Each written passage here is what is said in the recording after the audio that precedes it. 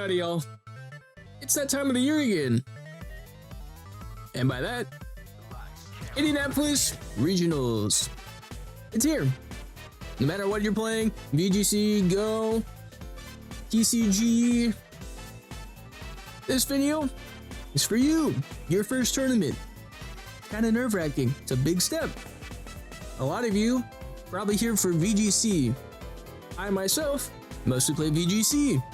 TCG, getting products hard. I get that. I like collecting cards. It's hard to do. Pokemon Go PvP, never really got into it. I like raids, but the PvP part, not so much. That being said, I'm going to explain how the tournaments function, what it's like going, tips for your first time going. So, let's get into it. Obviously, my first tournament was back in 24. Didn't do so hot. That's what my team looked like. This was back when I could have used a restricted Pokemon. None of these are restricted. Kinda crazy. So, that's my first advice.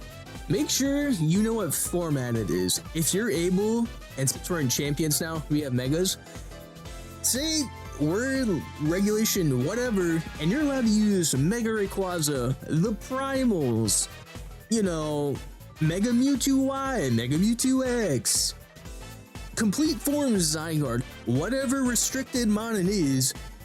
If you're able to use a mon that's normally not available for play, I highly recommend you use that. The format I played in, I was facing against box art legendaries, your Zacians, Zamazentas, you know, your Koraidons, Miraidons. I didn't have any of those. This is what my placement looked like, alright? I won 3 out of my 9 matches. The last 2 faced the Kyogre. Beat him. The other guy, I don't even remember. The first loss was a Zacian. It matters. Make sure you know what regulation you're playing. It's a big deal. Alright, enough rambling. You signed up to your tournament like this, through the Arcanine dashboard. Now, you will have, when you go in there, and this video should have went out yesterday to get you all prepared. That's on me. But I'm doing this now since technically day 1 is Saturday. So when you're signing up for these tournaments, I highly suggest, if you're able to, go the day before. You're allowed to walk around the day before day 1. So preparation day are basically your Fridays. I recommend you walk around, get a feel from the area, get a sense of where you need to be at what time. For juniors, seniors, that's basically everyone in high school and down to like kindergarten. Semi-kindergarten. You get the idea. Anyone that's not the age of 18. Age 18, Masters Division. Everyone else, below. They start at 9 o'clock. So they're in charge of themselves, / parents are in charge of their kid. That's from them. I still recommend getting there an hour before. So get there 8 o'clock. That way you can get all your stuff, get situated, and just only focused on how you're going to play. For all of us that are in Masters Divisions, 8:30, that's really emerging for some of us. I want y'all get there at 7 o'clock, 7:30. Wake up, get your systems going, get some breakfast. It's party time. You got to be ready. That being said, make sure you got your team sheets. They give it to you when you go and get your wristband to be able to play. You walk in the day prior to it, you can get your wristbands early. You can get your prize for signing up. I got a play mat last year that says Pokemon Champions Regionals. It's got Iron Valley on it. It's pretty cool. That being said, that's why I recommend going the day prior. You get all your stuff situated. That way when you can show up and not have to worry about, oh, do I have my wristbands that let me walk into the facility? Do I have my ID, my Pokemon Play ID? That way they know, hey, I'm the actual person playing. Here's my actual ID. You need those. So, make sure you have those. Where is it? I had that picture somewhere. Whoa.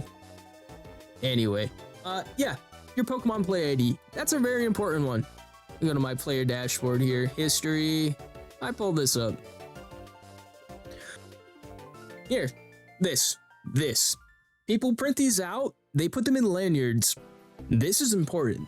You need this to prove who you are, because you can't transfer ownership for people buying play passes. You can't. It's not allowed. This. Make sure you got this. Throughout the tournament, they will say, like day one, they will announce your pairings as soon as we start. Your day ones, they will let you know. When you go in your player dashboard for your active tournament, they will give you a live roster pairing. So it'll look kind of like this, but it'll look more like this. So it'll say round one. It'll say round one. It'll say whatever table you're at. So like I was at table 339. My opponent was Abby. You'll sit at your table. Your opponent might not be there before you. They might. If they don't show up, give it a minute. The judges will walk around. If your opponent doesn't show up in like 5 minutes, you'll fill out a basically forfeit sheet for them. They didn't show up. You get a free win. You'll walk away. I've never had that happen. So, but it's happened before. So, you might get lucky. No one wants a free win. At least I don't. But you'll have your tournament pairings. You'll play your rounds. A round could be 2 or 3 minutes long. It's a round robin. You don't know what round robin is? Your Swiss round robin. It's best of 3. First person to win 2 wins. That's what it is. You'll get a little sheet. You'll fill it out. Either you or your opponent. Mostly the way I did it, the person who won walked up to the judge's stand, handed in the slip. It's a little pink slip. It might not be pink this time. It'll say winner, loser. Sorry, that was kind of mean, but you get the idea. So you'll do that. At the same time, check your pairings. Every so often, you'll hear it. That being said, walk around, bring money with you. Make sure you got something to drink. Make sure you got food. There's concessions there. You can get food. There's also vendors. You want to buy a little plush and keep you company? You want to buy some Pokemon cards? I did. I bought a lot of stuff. Do that. Make sure you do that. It's enjoyable. Enjoy yourselves. Get some memories going in. It's your first tournament. I get it. It's also nerve-wracking. So, another thing. Team sheets. When you go in and get your wristbands, your playmat, whatever you're giving out this time, you'll get a team sheet. Whatever team you entered for registry for your teams, this is what it looks like. You'll have abilities, Pokemon, typing, whatever. That's what it looks like. You hand this to your opponent and they keep it until your matches are done. That way, you know what your opponent are using and you know what you are using. That's how it works. So, but make sure when your matches are done, you take this with you. I've had people leave them, and it takes so long to figure out who they were and where they're at. It's a big venue. There's a lot of people. You don't want to wait. You want to get going. So I recommend that. Make sure you got your team sheet on you. If you need an extra copy, if you have it early, I would recommend doing that. Oh yeah. Rajan Bull, guy who won Regionals 2024 for Indy. Bro, his Miraidon folded everything. That being said, he's played in plenty of past tournaments, but right now, the way champions are working, all of these first-time players are making it pretty high. That being said, don't be afraid to talk to people. You will see all sorts of people here. If you feel like they're judging you, don't. There's dudes in maid outfits that I've seen. Last year, day one, guy was on the stands, was on the stream. He was in a hot dog costume. That guy did not care. That was just entertaining. Enjoy it. There'll be some characters there. That being said, know your rule books. Make sure you know how the tournaments play out. Obviously, mostly how it functions. Online competition, champion level competitions, local level competition, team construction, battle team setup, all of this you need to know. It's very important. And same thing, it's like, oh look, the little bit of it, the regulation set F, this is for Scarlet and Violet. Stuff like that. It's important. Make sure you know the basics requirement. A lot of it's auto set. You don't have to worry about Swiss best of free, you know, whatever. Item clause, bag clause, etc. That kind of thing.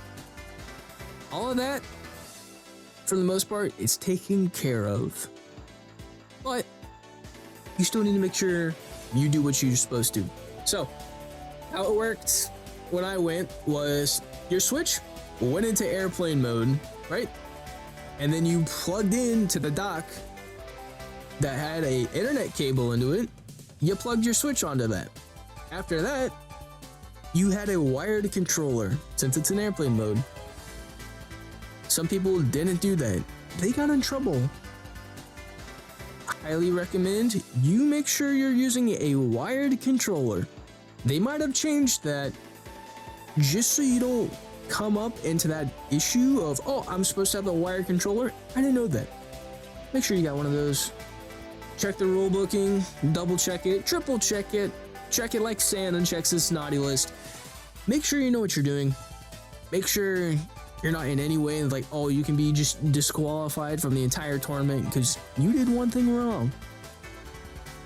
But that being said, have fun. It's not that serious. You're gonna fight players that are probably taking it more intense than they should, treating it like a job. Some people might use this as a job. Not everybody is Wolf Click. Not everyone is Cybertron. Be friendly. Like I said, it might be your first tournament. Your opponent could be participating for the first time. Both of you, first tournament together. Bonding moment.